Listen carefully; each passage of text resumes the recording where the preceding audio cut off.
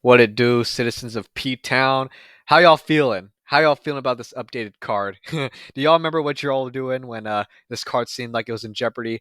Oh boy, that was a fun couple days. But here we have what I hope is the finalized card. I don't want to jinx it, and it's still going to be pretty exciting. This the funny thing about this card in October is that it's a little special occasion because this marks the 1 year anniversary of me coming, or excuse me, covering the UFC on my channel, and that's pretty much what my channel's become today. So it's been a year since then. Wow, time freaking flies. All right, so let's get right into it. These are my main card predictions on this newly updated card. First up, we're gonna start with Saeed Nurmagomedov versus Muin Garfov. Sorry, Gafarov. Excuse me. Apologies. Um, Pretty fun matchup to be honest. This is actually a pretty good card to be honest. I mean, it was already pretty good, and anyways, um, I think that Saeed Nurmagomedov should take this fight. The dude has been very active since his 1 year hiatus. He was very active in 2022, and honestly, I think that earlier this year he should have won against Jonathan Martinez. Um, but no matter, we have this fight right now, and he's back in action, still staying active. And I do think that Magomedov should take this. I think that he's been more active. I think he's been more consistent. Um, uh, Gafurov does have some power. Looking at his record, he does have that power, but I think that Magomedov's just a bit more consistent. I have him in this matchup. I'm gonna agree with the odds makers. Um, do you want to talk about anything? Oh wow, Nathaniel was fighting short notice. Um, let's see. Oh, okay. Javid Basharat's there. Yes. That should be it. Anyway, sorry. Tim Elliott versus Muhammad Makv. I feel like I should talk about this fight because it's got got a little hype train. Muhammad Makv, a lot of hype going into to UFC 294. Dude's got a lot of submissions. He's a great wrestler, undefeated prospect, very active against Tim Elliott. Oh wait, is this the prelims? Oh, this is the prelims. My bad. I got Tim Elliott in this fight. If Muhammad Makv wins, then this should be a pretty good statement. But I do think that Tim Elliott's fighting style, the dude's a dog. He's a relentless grappler. I think the experience is going to give Makhaev a tough time, but it should be an interesting fight. Sorry, I totally thought that this was the main card for a second. Anyways, moving up the main card, we have Ikram Aliskerov versus Warley Alves. I'm gonna go with Ikram Aliskerov on this fight. I think this is just kind of a momentum thing. Aliskerov is coming off of a clean knockout win against Phil Hawks. I'm not really picking Aliskerov because I'm on this hype train, just because he got this, he's this Russian fighter, just got this big knockout. But I think it's a momentum thing. Alves is coming off of a loss, a split decision loss earlier this year. Before that, he hadn't fought in 2 years, and he's on a two-fight losing skid. I think that this is just a momentum thing. I'm probably going to go with Ikram Askarov. Both these guys have a lot of power, and I think this should be a pretty fun fight. Probably going to be more competitive than I might be letting on. I do have Askarov winning, but I don't think he's going to, necessarily get that clean knockout. That's how I have it. Ikram Askarov. All right, a pretty interesting fight right here. One that I wouldn't think would ever be booked, just based on matchups. But hey, this is MMA. You're gonna have two different styles fighting each other. You have Magomed Ankalaev versus Johnny Walker. Um, oh man, this is either going to be a pretty dominant decision for Magomed Ankalaev or this goofy ass knockout from Johnny Walker. I don't think that many people are going to disagree with that. Um, it's interesting because based off of Ankalaev's last performance, he had a very close fight against Jan Blachowicz. Some people said that he should have won instead of the fight going to a draw. The factors in that fight is that Ankalaev was a pretty slow starter. Blachowicz arguably took the first 3 rounds. Maybe lost a second, but it wasn't until the championship rounds in which Ankalaev was able to pick up speed and get that dominant control. I do feel like if he could control Blachowicz the way he did in those last 2 rounds, he could control Johnny Walker. But Johnny Walker's just so long and rangy and kind of goofy in his fighting style. I just can't really predict how this fight's gonna go. It could just, I mean, I feel like the outcomes that I've stated are possible.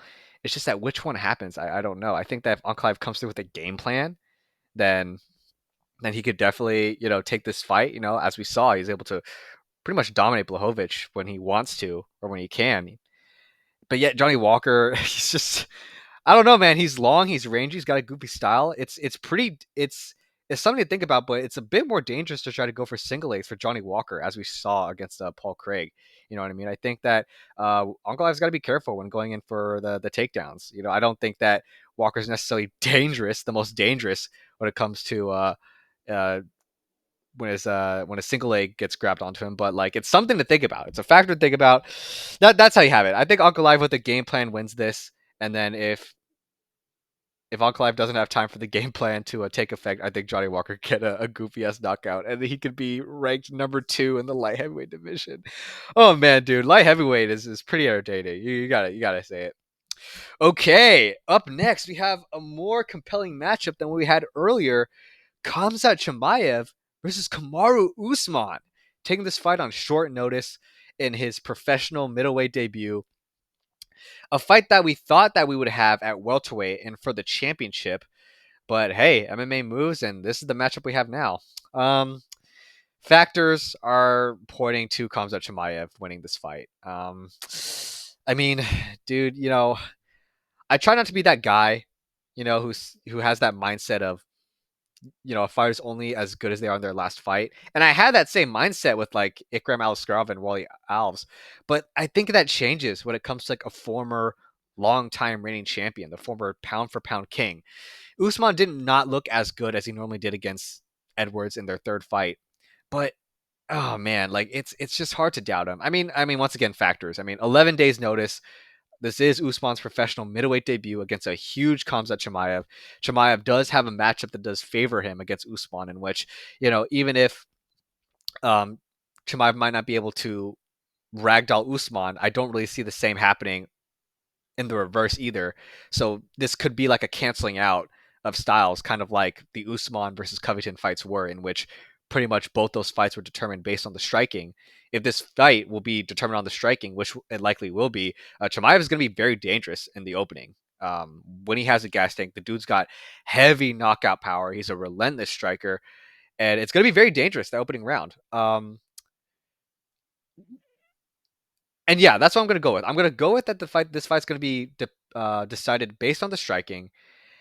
The wrestling, I think Chimaev's definitely going to be a threat to a no knees Usman, but Usman's still a great wrestler, and I think he's going to do better than what people think that he's going to do. I don't think he's going to get ragdolled on the ground. I think it'll be hard for Chimaev to take him down. I think that even if he does, I don't think he'll have a easy time keeping him down. I and Usman's big too. Like we know that Chimaev is big, but Usman's also a big boy. All right, and I think the grappling is going to be a bit more competitive, but short notice Usman against a very lunatic fighting style, like a striking style that Chimaev has, is going to be dangerous. I think that that opening round is probably going to be when I'm going to grit my teeth the most for Usman. Not even as a fan, but just as far as how I predict this match is going to go. Potentially a knockout. I think it's going to be that relentless. But I think of the grappling, I do think that it's gonna be a little bit harder. I'm not really calling for a Chimaev submission. I know that this dude can do it, but also that's not what my heart is leaning towards for the prediction. I think that it's probably going to be more dangerous on the feet. Chimaev's going to do a lot of damage. I think that Chimaev's gas tank is going to be the biggest factor in this fight. Usman, we know it's no secret that Usman has the better gas tank, and this is his first 3-round fight in a long time. That's definitely going to be a different approach. And I think if Chimaev empties the gas too early, that's going to be his undoing. I think Kamaru Usman's going to do really well with the straight shots if Chimaev lets him. We know that Usman's jab is good. Burns was able to exploit that kind of straight shot on Chimaev a lot, as well as like the uppercuts out of the clinch. I think that Usman can take advantage of that, but that's if he gets past the that opening round where Chimaev's gonna be most dangerous. So yeah, I'm gonna probably agree with the matchmakers on this one. Khamzat Chimaev in this matchup. I mean, I would have preferred if this was at welterweight, with a full camp for Usman. But hey, Usman is on his BMF shit. Okay, I'm pretty sure Vittori and Kinnear turned down this fight on 11 days notice. So shout out to Usman for stepping up. And speaking of another dude with big cojones, Alexander Volkanovski versus Islam Makhachev in the rematch that we didn't think would happen this year, in the same year. Man, Volk, man. Okay, the UFC kind of fucked over Gamrot and weighed him in as the backup, but then all of a sudden gave it to Volk. I mean, let's be real here. We're going to be more excited about this matchup than versus Islam versus Gamrot. Ooh, once again, I think factors are going to have to go with factors are pointing to the betting favorite winning this fight. I do agree. I was definitely very high on Volk after UFC 284, even though he lost. If I didn't have the chance to praise Islam, I'm going to do it now. Islam is a great fighter. Okay. The narrative was in that fight early this year, UFC 284, is that Islam's going to be dangerous on the ground and Volk is going to be dangerous on the feet. Okay. What happened was that Makhachev looked really good on the feet. He outstruck Volk. That's how it is. He outstruck Volk. All right. And yes, Islam was bigger. And yes, Islam had the favorable matchup in which he could take it to the ground to prevent Volk from catching up on the feet. But it doesn't change the fact that Makhachev looked damn good on the feet when it was on there. So Islam's a great fighter. This is a very tough challenge for Alexander Volkanovski. It already was. But now to combine the fact that Islam not only I mean, Volk did look good in that first fight. He was able to not let Islam control him for long. He was able to get up. Huge surprise. But Bakachev was still able to control Volk, and he still did very well on the feet. This is a very tough task for Alexander Volkanovski on freaking 11 days' notice, right? Without a full camp. Oh, also, this is in Makachev's backyard this time, not in Australia. This is Makachev's home field advantage. And Makachev's going to have more time to rehydrate. You know what I mean? All these factors that just makes me feel like that Islam should win again. Um, but if anybody can do it, it's gonna be Volk. All right, Volk looked damn good in that fight, made Islam look human. I think Volk knows what he could have done different. He's definitely gonna come here with a stronger game plan. I do have a feeling he's gonna be a little bit better on the feet. And probably more willing to take it to the ground or not be as worried. I think he's going to be more active. I think he's going to be pushing it more, but also I think Islam is also going to come in with a good game plan as well. Islam is younger, and so he can improve more in between the time. And that's the thing, man. Volk is a badass because this is probably his last chance at champ status. All right, the dude is 35, turning 36. Um, not he's definitely not washed yet, but it's only a matter of time. You know what I mean? So this just might be his last chance at champ gold, right? And he's taking this fight on short notice rather than a full camp. Ooh, man. Yeah. Factors are just pointing Islam. Oh, boy.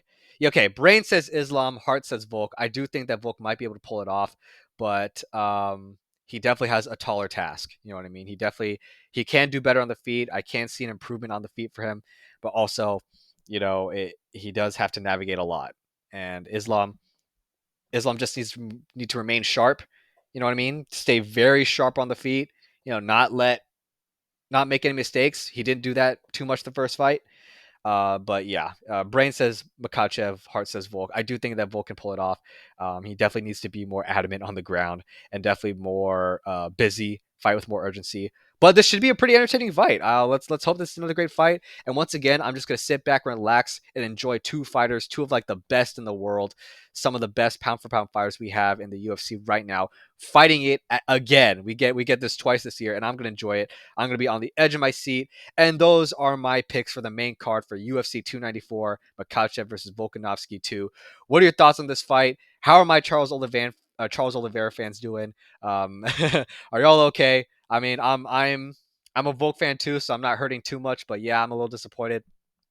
How are all the Costa fans? How's the Oh boy, how are y'all doing this fight? What do you have for these picks? Let me know about your picks down below. What are you most excited for? What type of GOAT conversations are we going to be having depending on the outcome of this fight? Will Islam become one of, if not the greatest lightweight of all time? Will Volk, if he wins this, become one of the greatest of all time, top 5 GOATs for you?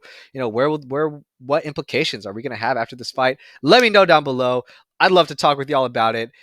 Look, stay tuned. You know how it is. Stay tuned for more videos. I'll catch y'all later. Jeez. Goodbye.